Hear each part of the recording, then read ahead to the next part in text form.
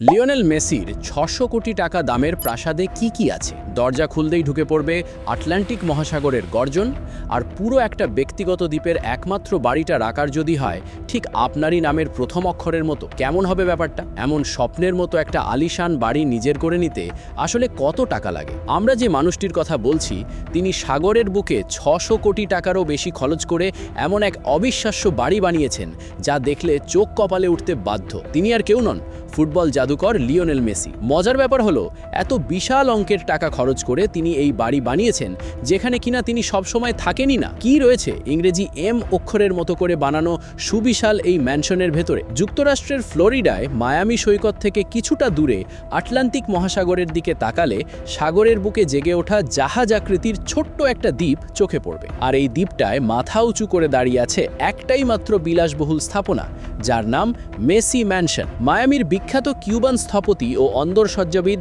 George Luis valleys কুইন্তানা এই বাড়িটির নকশা করেছেন। বাইরে থেকে দেখলে মনে হবে একটা বিশাল ইংরেজি এম অক্ষর দাঁড়িয়ে আছে, যা মূলত মেসির নামের প্রথম অক্ষর আর তার ব্র্যান্ড লোগো থেকে অনুপ্রাণিত। কংক্রিট আর মূল্যবান মার্বেল পাথর দিয়ে তৈরি এই ম্যানশনটি মাত্র ৩ তলা হলেও এর মোট উচ্চতা প্রায় ৮০ ফুট, অর্থাৎ একটা ৮ তলা ভবনের সমান। যেহেতু পুরো দ্বীপে এই একটাই মাত্র বাড়ি, তাই মেসি, তার স্ত্রী আন্তোনেল্লা রকুজ্জো এবং ৩ ছেলে থিয়াগো, মাতেও এবং চিরোর প্রাইভেসিতে কেউ নাক গলাতে পারে না। বাইরের ঝামেলা থেকে শতভাগ সুরক্ষিত এক ব্যক্তিগত জায়গা এটি। ম্যানশনের ভেতরে পা রাখলেই আপনার মনে হবে আপনি হয়তো অন্য কোনো পৃথিবীতে চলে এসেছেন। বাড়ির প্রতিটি রুম, এমনকি বিশাল ড্রয়িং রুমগুলো এমনভাবে তৈরি করা হয়েছে যেখান থেকে সরাসরি আটলান্টিক মহাসাগরের বিশালতা উপভোগ করা যায়। শোবার ঘরের খোলা টেরেস আর সমুদ্র মিলেমিশে একাকার। যেহেতু বাড়িটি সর্বকালের অন্যতম একজন সেরা ফুটবলারের, তাই অন্দরসজ্জা ও আলোকসজ্জার বিভিন্ন জায়গায়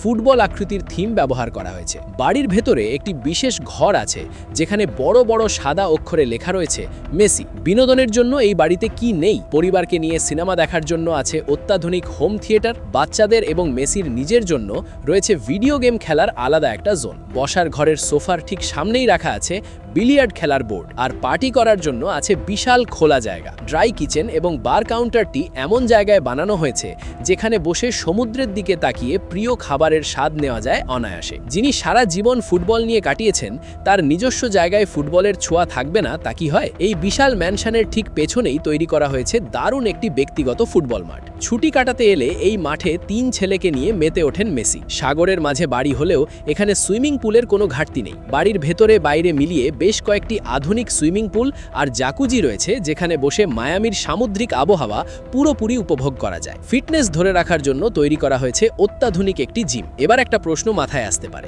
মাঝদরিয়ার এই দ্বীপে মেসি যাতায়াত করেন কিভাবে? এই বাড়িতে ২০টি গাড়ি রাখার মতো বিশাল গ্যারেজ রয়েছে, আর আকাশপথে যাতায়াতের জন্য বাড়ির ছাদে এবং দ্বীপের চারপাশে মিলিয়ে মোট ৩টি হেলিপ্যাড তৈরি করা হয়েছে। যদি সমুদ্রপথে কোথাও যাওয়ার ইচ্ছা হয় সেজন্য বাড়ির সামনেই সাগরে নোঙর করা থাকে মেসির নিজস্ব বিলাসবহুল ইয়ট, স্পিড বোট আর আধুনিক সব নৌযান। চাইলেই যে কোনো সময় পরিবার নিয়ে সাগরের বুকে ভেসে পড়তে পারেন তিনি। এই বাড়ির দাম আনুমানিক $৫০ মিলিয়ন বা ৬১১ কোটি টাকারও বেশি। অথচ এই বাড়িতে মেসির পরিবার স্থায়ীভাবে থাকে না। মূলত ছুটি কাটাতে বা একটু রিল্যাক্স করতে তারা মাঝে মধ্যে দ্বীপের এই বাড়িতে চলে আসেন। তাহলে মেসি আসলে থাকেন কোথায়? ইন্টার মায়ামি ক্লাবের পক্ষ থেকে ফ্লোরিডার বিখ্যাত পোর্শে ডিজাইন টাওয়ারে মেসিকে প্রায় ৬১ কোটি টাকা দামের একটি ফ্ল্যাট উপহার দেওয়া হয়েছে। ৬০ তলা উঁচু এই ভবনের বিশেষত্ব হলো এর ডেজারভেটার নামের একটি অত্যাধুনিক লিফট। এই লিফটে করে নিজের গাড়িটি চালিয়ে সরাসরি নিজের ফ্লোরে বা ফ্ল্যাটের ভেতরে নিয়ে গিয়ে পার্ক করা যায়। ৩ বেডরুমের প্রায় ৩৫০০ বর্গফুটের ওই ফ্ল্যাটেই